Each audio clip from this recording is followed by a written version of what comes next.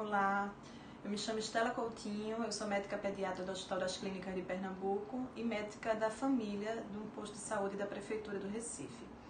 Eu vim aqui para a gente conversar um pouco e tirar algumas dúvidas a respeito de patologias semelhantes à Covid-19.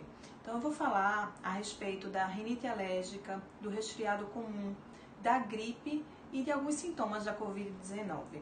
Então, inicialmente, a gente falando a respeito da rinite alérgica.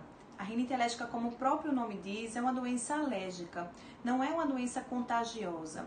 É uma doença que o paciente que tem aparece como sintomas recorrentes de coriza, espirro, prurido nasal.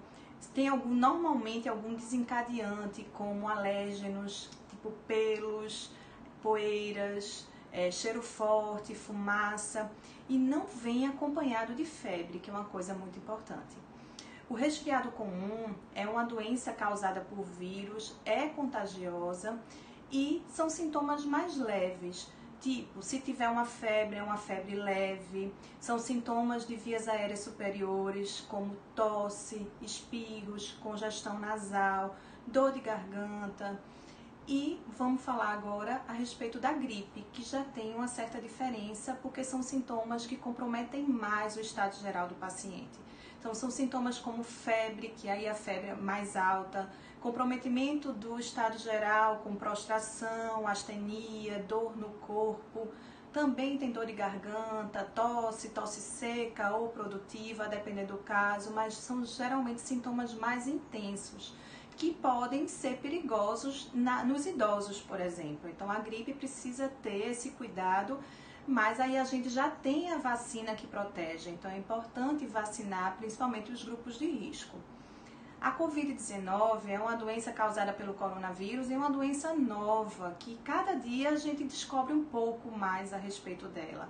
Então, inicialmente achava-se que era uma doença mais simples, que só os grupos de risco que tinham um comprometimento mais sério, mas a gente está vendo que até quem não tem comprometimento, quem não tem doença de fator de risco, pode sim evoluir para um quadro grave.